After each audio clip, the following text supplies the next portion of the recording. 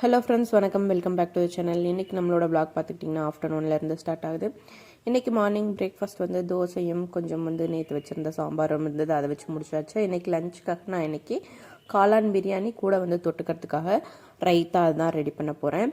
காளான் பிரியாணி ரெடி பண்ணுறதுக்காக ஃபஸ்ட்டு வெங்காயம், தக்காளி இது எல்லாம் கட் பண்ணி எடுத்துக்கிறேன்.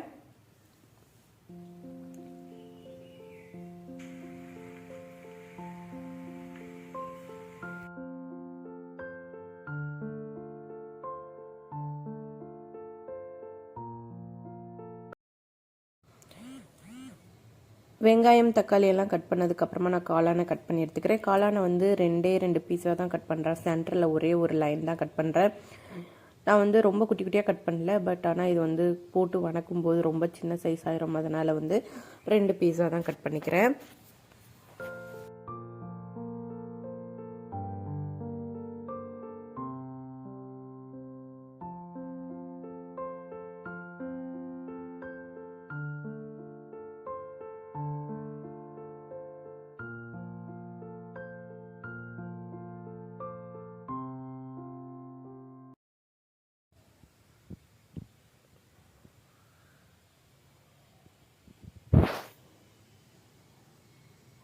ஃபைனலி காளான் எல்லாத்தையுமே கட் பண்ணி எடுத்தாச்சு. அடுத்ததாக சாப்பாட்டுக்கு அரிசி ஊற வச்சிடறேன். நான் இன்றைக்கி ஜீரா ரைஸ் எடுத்திருக்கேன். அதில் தேவையான அளவுக்கு அரிசி எடுத்துகிட்டு தண்ணியில் ஊற வச்சிட்றேன். காளானையும் பார்த்துக்கிட்டிங்கன்னா கழுவி எடுத்துக்கிறேன். காளான் பார்த்துக்கிட்டிங்கன்னா அதில் மண், கொஞ்சம் தூசி இதெல்லாம் இருக்கும். அதை ஒரு நல்ல 4-5 தண்ணியில் கழுவி எடுத்துக்கிட்டிங்க அப்படின்னா காளான் க்ளீனாக வந்துடும். காளானை நல்லா கழுவி எடுத்ததுக்கப்புறமா பிரியாணிக்காக நான் மசாலா வீட்டிலே ரெடி பண்ணிக்கிறேன். அதுக்காக 1 ஸ்பூன் மிளகு, 1 ஸ்பூன் ஜீரகம், 1 ஸ்பூன் பெருஞ்சீரகம், 2 துண்டு பட்டை, 2 கிராம்பு, அதுக்கப்புறம் ஒரு அன்னாசிப்பூ, கொஞ்சமாக பிரியாணி இலை, ஒரு 2 இலை போட்டுட்டு அது எல்லாத்தையும் நல்லா வறுத்துக்கிறேன். இந்த மசாலாஸ்லாம் நல்லா வறுபட்டதுக்கப்புறமா ஒரு நல்ல வாசனை வரும். இப்போ இது ஒரு மிக்ஸி ஜாரில் மாற்றிட்டு நல்லா பவுட்ரு பண்ணி எடுத்துக்கலாம். நல்லா ஃபைன் பவுடராக பண்ணி எடுத்துக்கணும். அப்போ தான் இதோட டேஸ்ட் நமக்கு கிடைக்கும். நெக்ஸ்ட் இதை ஓரளவுக்கு அரைச்சி எடுத்ததுக்கப்புறமா இது கூடவே வெங்காயம், பூண்டு, கொஞ்சம் தேவையான அளவுக்கு 2 துண்டு இஞ்சி இதெல்லாம் சேர்த்துட்டு இதையும் நல்லா நான் ஃபைன் பேஸ்ட்டாக அரைச்சி எடுத்துக்கிறேன். இது எல்லாத்தையும் நல்லா அரைச்சி எடுத்ததுக்கப்புறமா நான் சமைக்க ஸ்டார்ட் பண்ணிடுறேன். அதுக்காக ஒரு குக்கரை ஸ்டவ்வில் வச்சுட்டு அதில் தேவையான அளவுக்கு எண்ணெய், 2 டேபிள் ஸ்பூன் நெய் சேர்த்துக்கிறேன். எப்போவுமே பிரியாணினா நெய் சேர்த்தா மட்டும்தானே டேஸ்ட் நல்லாயிருக்கும். அதனால எந்த அளவுக்கு நெய் சேர்க்குறீங்களோ அந்த அளவுக்கு டேஸ்ட் நல்லாயிருக்கும். நெய் இல்லைனாலும் தேங்காய் எண்ணெய் சேர்த்திங்கனாலும் உங்களுக்கு டேஸ்ட் நல்லாவே கிடைக்கும். எண்ணெய்லாம் நல்லா காஞ்சதுக்கப்புறமா இதில் ஹோல் ஸ்பைசஸ் சேர்த்துக்கிறேன். சேர்த்துட்டு அதை நல்லா வணக்கிக்கிறேன். அதுக்கப்புறமா நம்ம கட் பண்ணி வச்சுருக்க வெங்காயத்தை சேர்த்துட்டு அதையும் நல்லா வணக்கிக்கிறேன். வெங்காயம் நல்லா வணங்கி வந்ததுக்கப்புறமா நம்ம கட் பண்ணி வச்சுருக்க 3 தக்காளி இதில் சேர்த்துட்டு இதையும் நல்லா வணக்கிக்கிறேன். இதில் தேவையான அளவுக்கு உப்பு, அதுக்கப்புறம் மஞ்சத்தூள் இப்போவே நான் சேர்த்துக்கிறேன். உப்பு, மஞ்சத்தூள் சேர்த்துட்டு நல்லா வணங்கி வந்ததுக்கப்புறமா நான் குக்கரை மூடி போட்டு க்ளோஸ் பண்ணி வச்சிடறேன். எப்போவுமே தக்காளி நல்லா குழஞ்சி வர்றதுக்கு நீங்கள் ஒரு மூடி போட்டு க்ளோஸ் பண்ணி வச்சு வேக விட்டீங்க அப்படின்னாலே தக்காளி நல்லா குழஞ்சி வந்துடும். தக்காளி நல்லா வணங்கிடுச்சு. இப்போ நம்ம அரைச்சி வச்சுருக்க மசாலா, அதுக்கப்புறம் காரத்துக்காக கொஞ்சம் வரமிளகாய் தூள் போட்டுட்டு காளானை சேர்த்துட்டு இதை க்ளோஸ் பண்ணி வச்சு பச்சை வாசனை போகிற வரைக்கும் நான் நல்லா வணங்க விட்டுறேன்.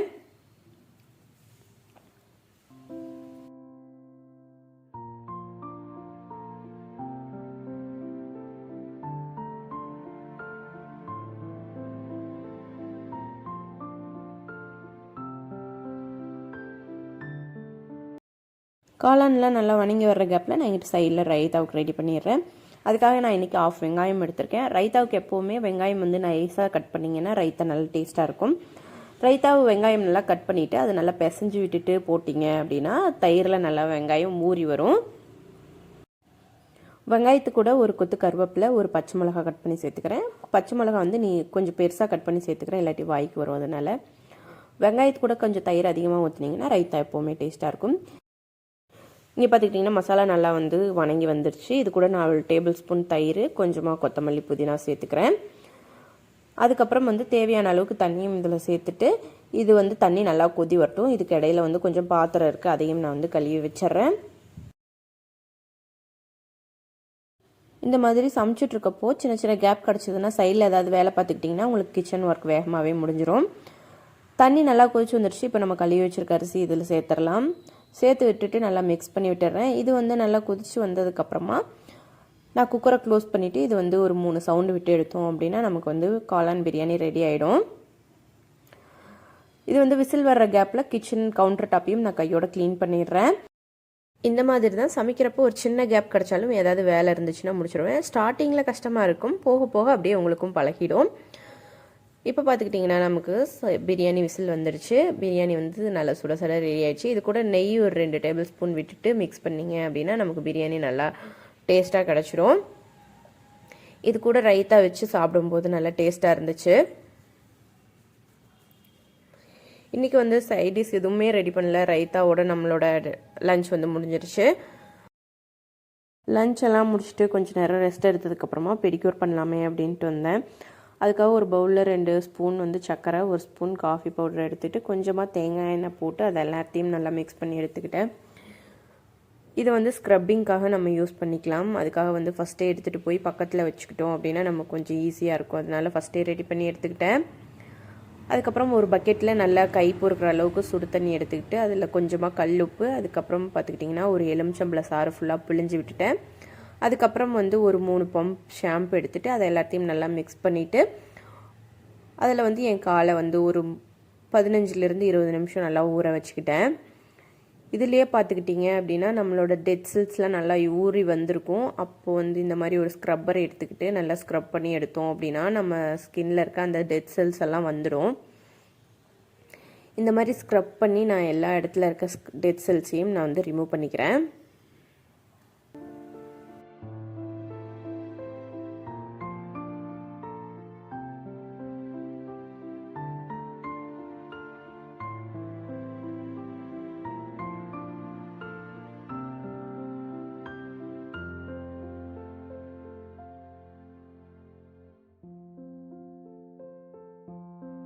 செல்ஸ் எல்லாம் ரிமூவ் பண்ணதுக்கப்புறமா ஒரு ப்ரஷில் வந்து ஷாம்பு எடுத்துகிட்டு என் காலை வந்து நல்லா கிளென்சிங் பண்ணிக்கிறேன்.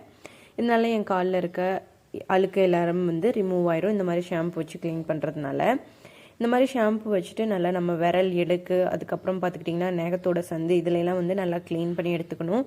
மோஸ்ட்லி வந்து டெட் செல்ஸ் அங்கே தான் அதிகமாக இருக்கும். அதனால் இந்த மாதிரி ஷாம்பில் நல்லா க்ளீன் பண்ணி எடுத்ததுக்கப்புறமா என் காலை வந்து நல்லா ஸ்க்ரப் பண்ணிக்கிறேன். இதனால வந்து நம்ம ஸ்கின்னில் இருக்க அந்த டெட் செல்ஸ் அதுக்கப்புறம் வந்து அழுக்கு எல்லாமே ரிமூவ் ஆகும். அதுக்காக நம்ம ரெடி பண்ணி வச்சுருக்க அந்த ஸ்க்ரப்பிங்கை வந்து ஒரு லெமனில் எடுத்துகிட்டு நம்ம காலில் நல்லா அப்ளை பண்ணி நல்லா ஸ்க்ரப் பண்ணிக்கிறேன். நீங்கள் லெமனில் அப்ளை பண்ணி ஸ்க்ரப் பண்ணுறதுனால பண்ணலாம், இல்லை உங்கள் கையிலேயே மசாஜ் பண்ணி ஸ்க்ரப் பண்ணுறதுனால ஸ்க்ரப் பண்ணலாம்.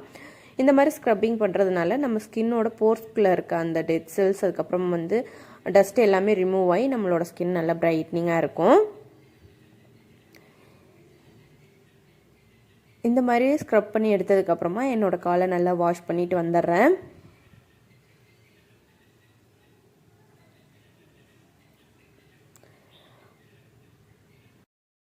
வாஷ் பண்ணிட்டு வந்துட்டு என் காலில் வந்து ஒரு டவல் வச்சு ஈரத்தை எல்லாம் எடுத்ததுக்கப்புறமா ஒரு மாய்ஸ்சரைசர் வச்சு நான் வந்து என் காலை நல்லா மாய்ஸ்சரைஸ் பண்ணிக்கிறேன். மாய்ஸ்சரைஸ் பண்ணதுக்கப்புறமா ஒரு நெயில் பாலிஷ் வந்து போட்டுக்கிறேன் காலில்.